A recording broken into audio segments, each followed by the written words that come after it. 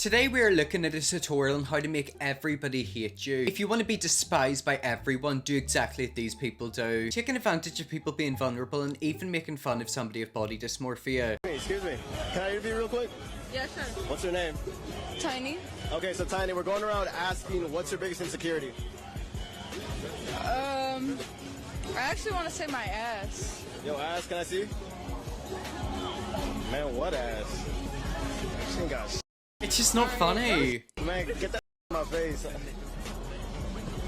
What's her name? Eden Rose. Okay, Eden Rose, what's your biggest insecurity? My nose. Yeah, I ain't gonna lie, that's long as Pinocchio had to have it. Okay. It's just not funny. Don't poke out my eye with that. Okay, hi, so we're here with Leah. Leah. What is your deepest insecurity? Probably my body. What about your body? I have really bad body dysmorphia. I see why.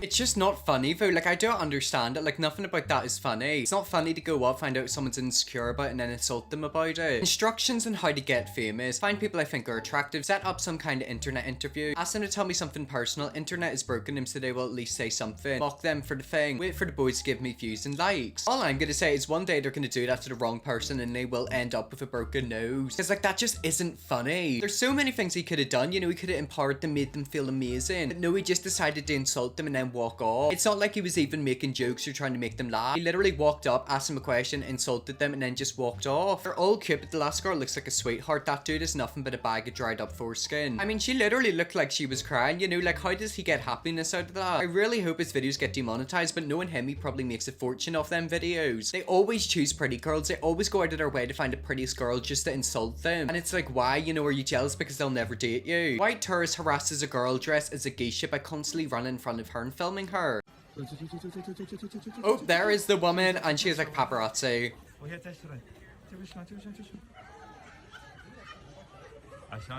Oh god, that is like proper harassment. Oh, and again.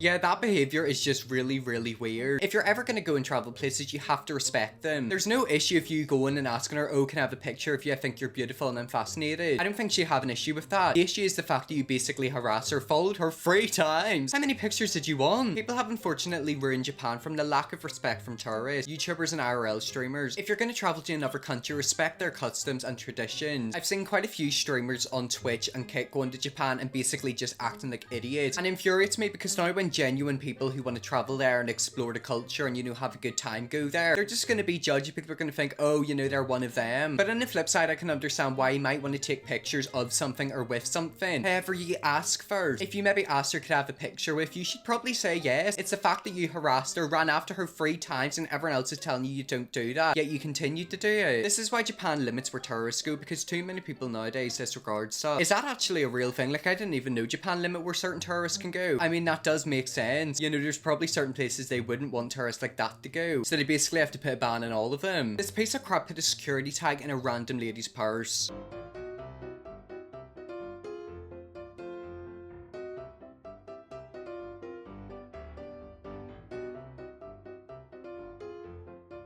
Oh no, don't do it to an old woman. No, I just don't find that funny. You know, if you're gonna prank people, prank your friends with farts and stuff. Don't go up to a random older woman in a supermarket and put a security tag in their bag. Like, it's just not funny. They're definitely acting like oxygen thieves, but this isn't the worst thing ever. Unless shop security is different in America to where I've lived, the worst that could happen to her is she gets stopped and she'll look through the bag to figure out what triggered it. When she finds the chip, the problem is solved. I guess on a scale of 1 to 10, it's not too serious. However, it's just irritating. It's the fact that, like, she's gonna walk through the doors and the alarm's gonna go off, and then she's gonna be thinking, you know, what's going on here? I'm not stealing. And then you don't even know what the security guards are like. They could literally rugby tackle her. Could you imagine they barge her to the ground? Piece of crap dad leaves his 6-year-old child to drown. I'm sorry, what? You need some help? Okay. Oh no, that is not good. Calm down.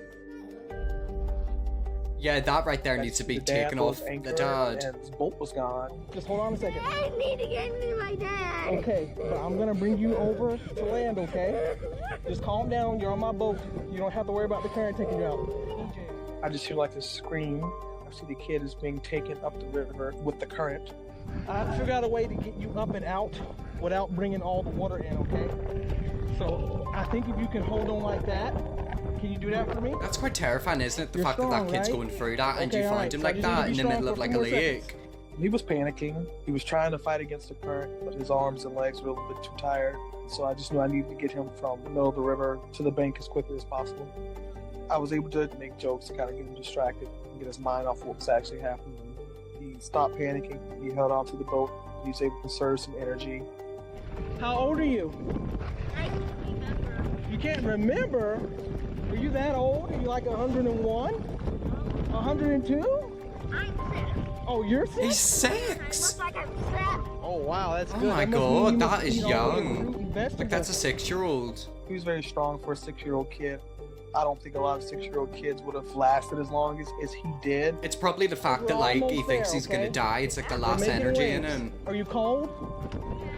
How long have you been in the water? A long time? Can you pull yourself up? Can you make it up? Hold on. Good job. Thank God he is safe, Come on, and let's that see if somebody's parent home. needs to I be went to the first arrested. cabin and knocked on the door to see if we could get somebody to have him help. Hi, do you have any towels on him? His dad left him stranded out in the middle of the river, and he's... An elderly couple and one of their friends were there, and they were able to get him dried up and dried off. We just gotta make sure we get you warm and that you're gonna be okay. Yeah, you're still shivering. You must still be pretty cold. He looks absolutely terrified. David. Very pleased to meet you. Oh, so the dad finally Sounds like showed you was a up. bit nervous. Well, he was screaming, and it was like, I looked back to see where you were at, and you were a couple hundred yards away. And he didn't really seem as if like he was taking the totality of the circumstances seriously. He blamed the kid, saying he knows this from the shore. We've been in this situation before. Calm down, slowly swim to shore. Yep. You got this. We've been in this before. Yep. A lot of reactions have been negative towards the father and towards the father's actions of that day. So I was really concerned about the welfare of the child. I don't blame you. Thank you. You might be seeing each other again.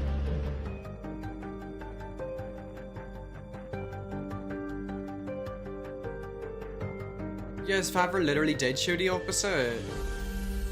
If that's happened before, why is it happening again, and why is that child still under the custody and protection of that father? Because quite clearly he shouldn't, and we might be seeing each other again. This piece of crap dad and plan he's gonna do this to the poor kid again. I hope CPS nail his ass. I mean, it's the fact that it's happened before, that's the second time, and he's in plan's gonna happen a third time. You know, there's a lot of red flags there, and CPS need to get in him. What a tough little boy, and the kayaker is a hero. Dad doesn't deserve a good kid like that. Hope the kid gets the help he apparently needs. I mean, yeah, like, he was literally left out in the middle of a river to drown, basically, and the dad showed no concern whatsoever. That right there is a recipe for disaster. Like, quite clearly that kid should not be under the dad's protection. First of all, if your kid's gonna go out to the river and he's 6, are we understanding how young he is? He shouldn't be unsupervised, and apparently it's the fact that like the dad was watching as well. I don't know, I'm getting weird energy from that video. I don't like the way that dad is. Am I the a-hole for calling a girl over dramatic when she was crying after rear-ending me? Last weekend I attended my brother's college graduation. After the ceremony, I found the rear end of my truck had been hit. The other driver was still there. She was an 18-year-old who was crying hysterically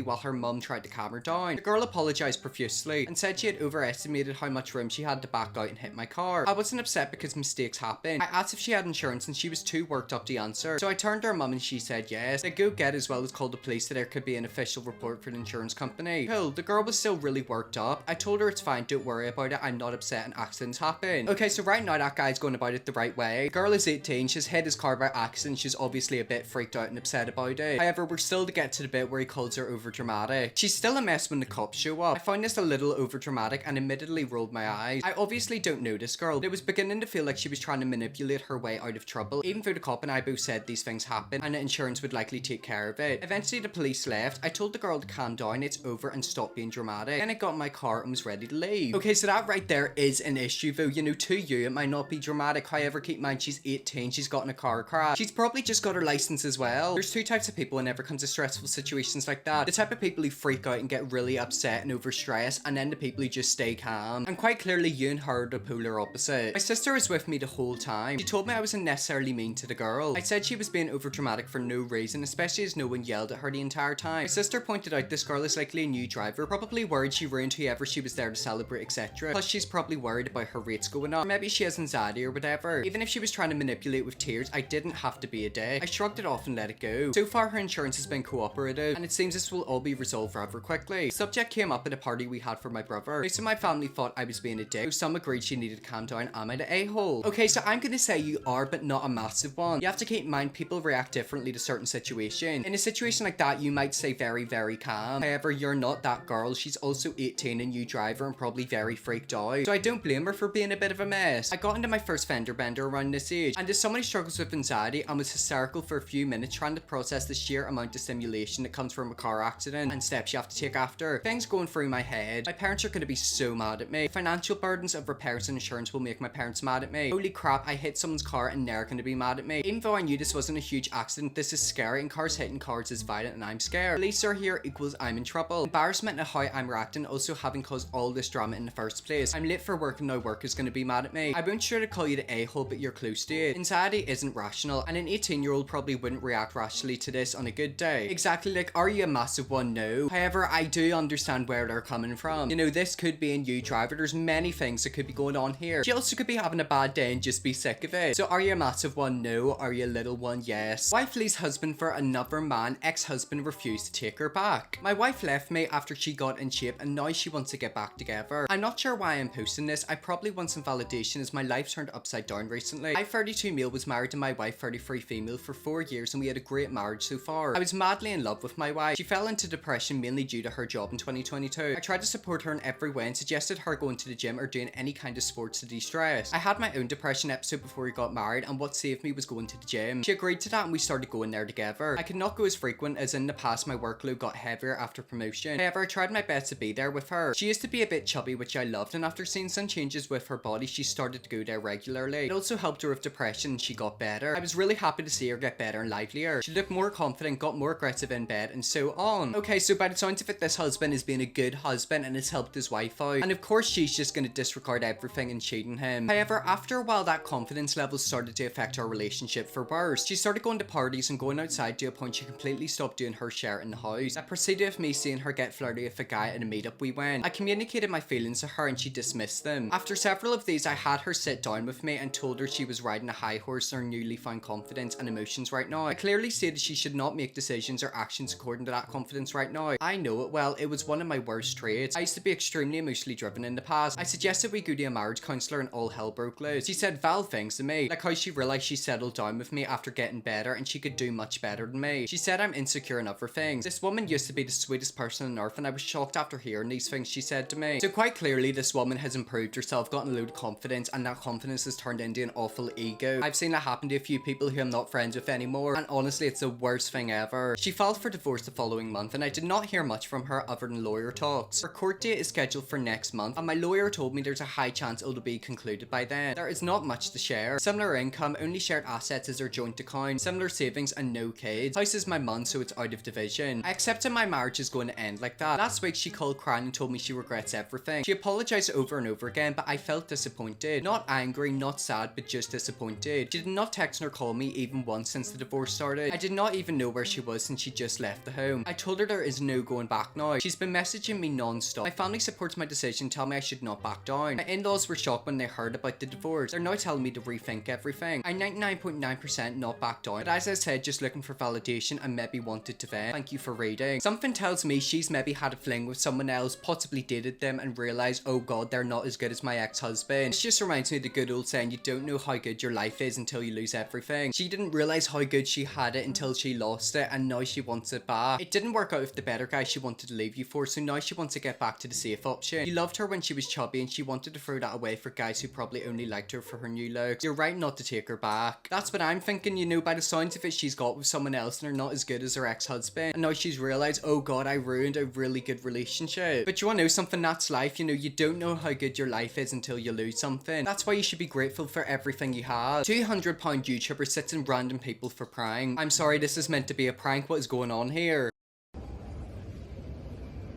Is that him? Oh my god, and that guy's asleep. Like, that's literally assault.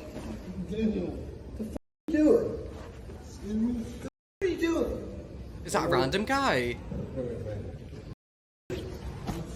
Yeah, what are you doing? Serious? Yes. What happened? You fat ass. Who are you? Do I know you? Away from me. Weirdo? Sir. So that is a random stranger. He's done it too. Wait, dude. What happened? What happened? What happened? That is not normal. Like, that's not a prank. That's not funny. This fat ass sat on me. You know what he did. You don't fucking slap me. Sir, don't use that type of language, sir. What are you doing? Fucking joke ass.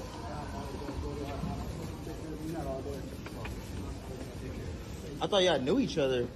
No. As someone with severe internal organ issues in my abdomen, this is grounds for a beatdown. That could literally kill someone. Imagine if someone had just had surgery the week before and this man-child comes and assaults you with his massive weight ripping open stitches and causing internal bleeding and scarring. This guy needs to go to prison. I actually had someone accidentally jump my belly whenever I was younger. Basically, I was on a bouncy castle. I was lying down in it and someone accidentally jumped in me. I'm not joking. I was winded for a few days. I got really hurt. But did we seriously just watch someone go and sit in a random stranger? Like, that is assault and it's weird. Well, anyways guys, let's leave that video there. That is how to make everybody absolutely hate you and despise you. If you see me looking more awful people like this, let me definitely will. Press bigger, subscribe, and see you all tomorrow for another video.